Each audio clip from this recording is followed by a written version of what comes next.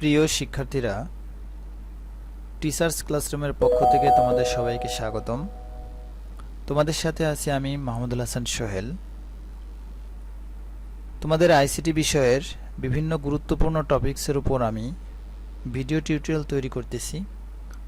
আশা করি তোমরা আমার এই ভিডিও টিউটোরিয়ালগুলো ধারাবাহিকভাবে দেখে আইসিটি বিষয়ে একটি ভালো প্রস্তুতি গ্রহণ করতে পারবে। আজকে যে বিষয়টি তোমাদের সামনে আমি উপস্থাপন করব তা হচ্ছে এইচএসসি আইসিটি এর তৃতীয় অধ্যায়ের দ্বিতীয় অংশ তথা ডিজিটাল ডিভাইস নিয়ে। ডিজিটাল ডিভাইসের উপর এটি আমার প্রথম লেকচার।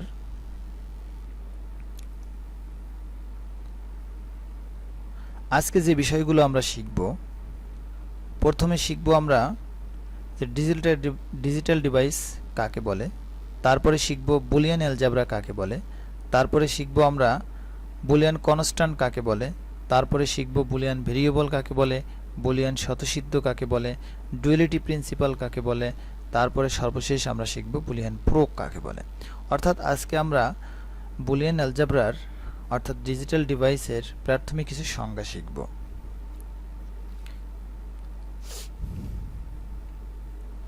প্রথমে শেখা যাক ডিজিটাল ডিভাইস কাকে বলে। আমরা জানি ডিভাইস দুই ধরনের হয়, একটা ডিজিটাল আর একটা অ্যানালগ। ডিজিটাল ডিভাইস কাকে বলে? আমরা ডিজিটাল ডিভাইস চিনি, যেমন স্মার্টফোন, স্মার্ট ঘড়ি, কম্পিউটার, মোবাইল ইত্যাদি, এগুলো হচ্ছে ডিজিটাল ডিভাইস। এখন ডিজিটাল ডিভাইসের সংজ্ঞাটা কি? জর্জ বুল নামক একজন গণিতবিদ, তিনি একটি যুক্তিভিত্তিক গণিত আবিষ্কার করেন। এই গণিতের উপর ভিত্তি করে যে সকল ডিভাইস তৈরি করা হয় তাদেরকে ডিজিটাল ডিভাইস বলে। তাহলে ডিজিটাল ডিভাইসের সংজ্ঞা আমরা এভাবে বলতে পারি, যে সকল ইলেকট্রনিক্স ডিভাইস বুলিয়ান অ্যালজেব্রা তথা যুক্তিভিত্তিক গণিতের উপর ভিত্তি করে তৈরি করা হয় তাদেরকে ডিজিটাল ডিভাইস বলে। এরপর আমরা শিখি বুলিয়ান অ্যালজেব্রা কাকে বলে। একটু আগে আমি বলছি যে ইংরেজ গণিতবিদ জর্জ বুল কর্তৃক উদ্ভাবিত একটি গণিত রয়েছে যেটা সম্পূর্ণটাই যুক্তি নির্ভর। এই গণিতকে বুলিয়ান অ্যালজেব্রা বলে। ইংরেজ গণিতবিদ জর্জ বুল কর্তৃক উদ্ভাবিত যুক্তিভিত্তিক গণিতকে বুলিয়ান অ্যালজেব্রা বলে।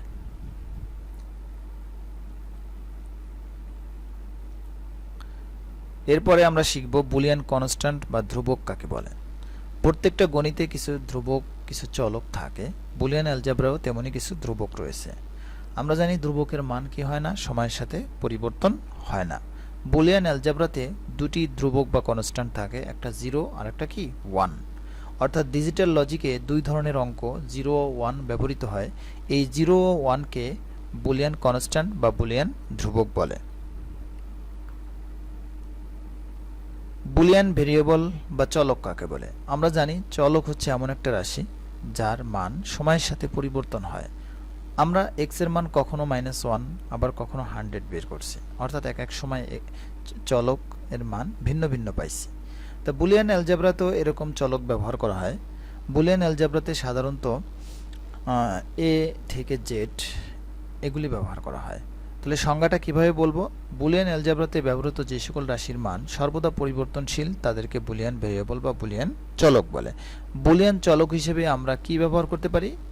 আমরা বলছি যে a থেকে z ক্যাপিটাল অথবা স্মল যে কোনো লেটার চলক হিসেবে ব্যবহার করা যাবে।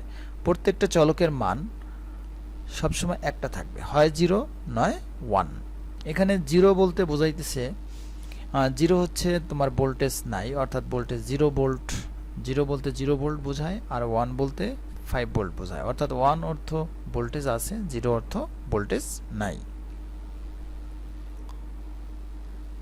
এরপরে আমরা শিখব বুলিয়ান পোস্টুলেটস অর্থাৎ বুলিয়ান স্বতঃসিদ্ধ কাকে বলে। প্রত্যেকটা গণিতে কিছু নিয়ম কানুন আছে, এই নিয়ম কানুনগুলোকেই স্বতঃসিদ্ধ বলে। তাহলে তেমনি বুলিয়ান অ্যালজেব্রাতেও নিয়ম রয়েছে।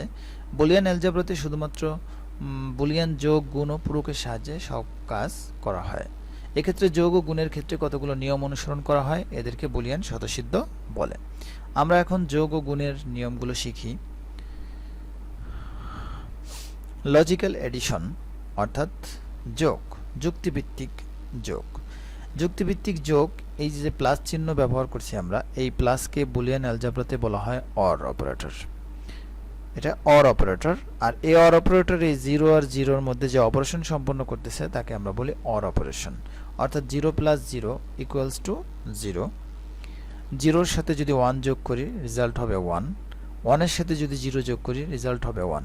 এই তিনটা আমাদের বেসিক ম্যাথ আগে যা আমাদের ধারণা আছে তার সাথে হুবহু মিল। 0 এর সাথে 0 যোগ করলে তো 0 হয়, 0 এর সাথে 1 যোগ করলে 1 হয়, 1 এর সাথে 0 যোগ করলে কি হয় 1 হয়।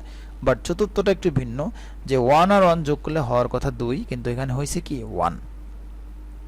অর্থাৎ আগেই বলছি যে বুলিয়ান অ্যালজেব্রা একটা যুক্তিভিত্তিক গণিত। এখানে যা কিছু আমরা ব্যবহার করব, যে সমস্ত প্রক্রিয়া কাজবাজ করব, সব যুক্তি অনুযায়ী হতে হবে।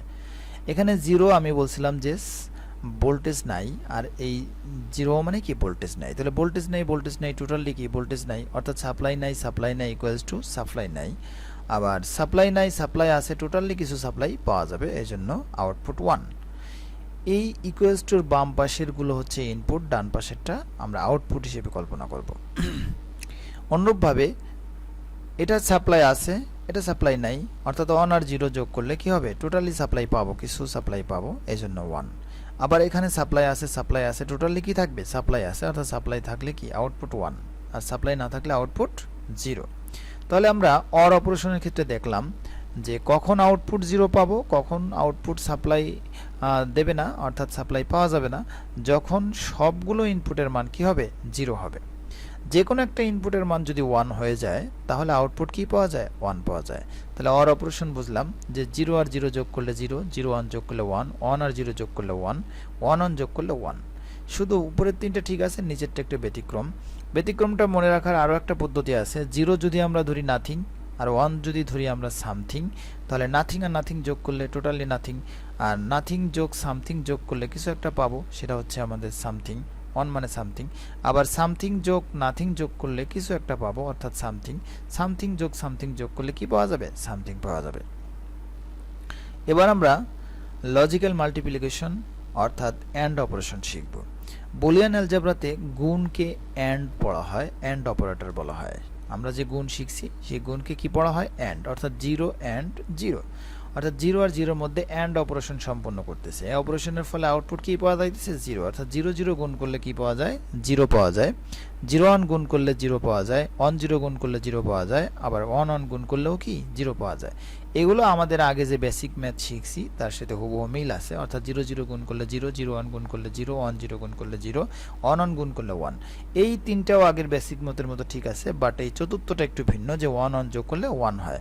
শুধু 1 1 যোগ করলে না, এরকম অসংখ্য 1, ধরো 50টা 1 যদি যোগ করি তাহলে কি পাওয়া যাবে 1 পাওয়া যাবে। 50টা ইনপুট যদি ইনপুটে যদি ভোল্টেজ থাকে তাহলে টোটালি কি থাকবে ভোল্টেজ থাকবে। তাই 50টা 1, অনেকগুলো 1, যে কোনো সংখ্যক 1 যদি আমরা যোগ করি টোটালি কি পাওয়া যায় আউটপুট পাওয়া যাবে 1। আশা করি তোমরা লজিক্যাল অ্যাডিশন এবং লজিক্যাল মাল্টিপ্লিকেশন অর্থাৎ অর অপারেশন এবং অ্যান্ড অপারেশন শিখতে পারছো।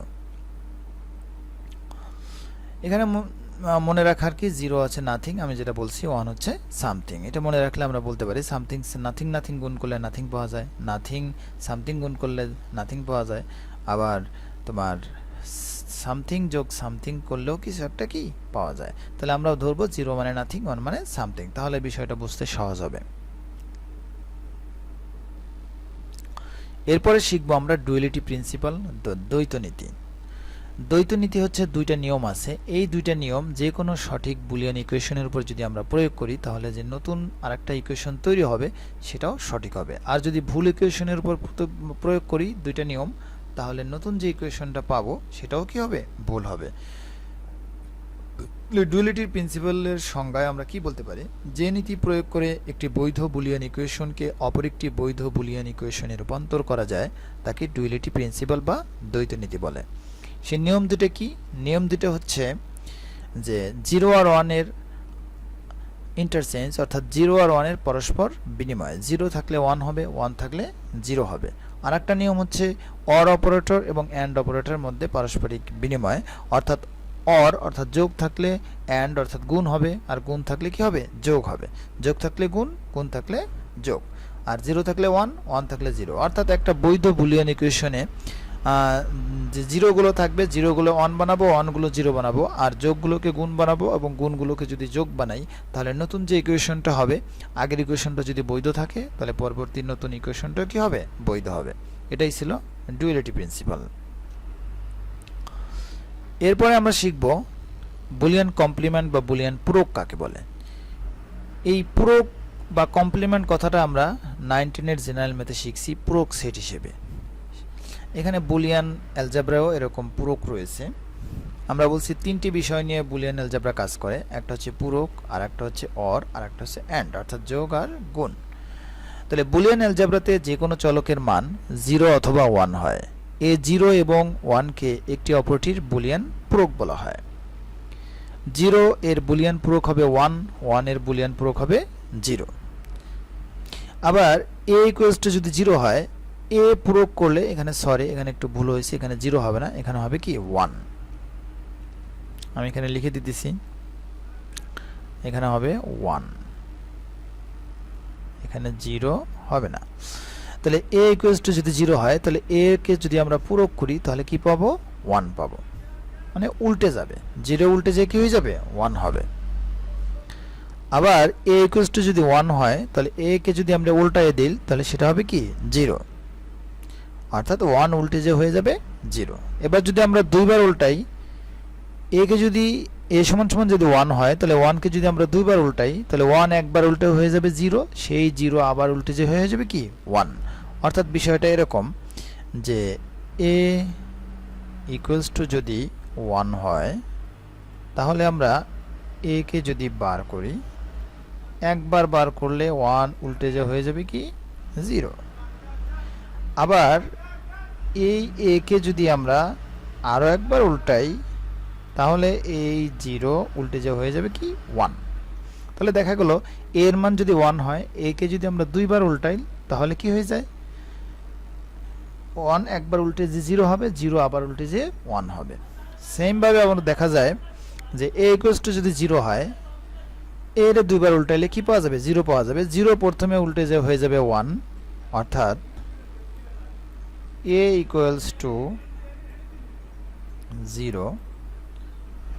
তাহলে আমরা a কে যদি আমরা কি করি? বার করি, তাহলে হয়ে যাবে কি 0 উল্টে যাবে 1, আর a কে যদি আমরা দুইবার উল্টাই তাহলে এই 1 উল্টে যে হয়ে যাবে কি 0। আশা করি বুলিয়ান কমপ্লিমেন্ট তোমরা বুঝতে পারছো। তাহলে আজকে যে সকল সংজ্ঞাগুলো শিখলাম আমরা, এই সংজ্ঞাগুলো মুখস্থ করলে আমাদের পরীক্ষায় এই সংজ্ঞাগুলো প্রায় এসে থাকে। আর এগুলো হচ্ছে বেসিক, এগুলো থেকেই আমরা সামনের বিষয়গুলো, এগুলো যদি আমাদের ভালোভাবে জানা থাকে তাহলে সামনের বিষয়গুলো আমরা ভালোভাবে পারবো। আজকে এই পর্যন্তই, সবাইকে অনেক অনেক ধন্যবাদ।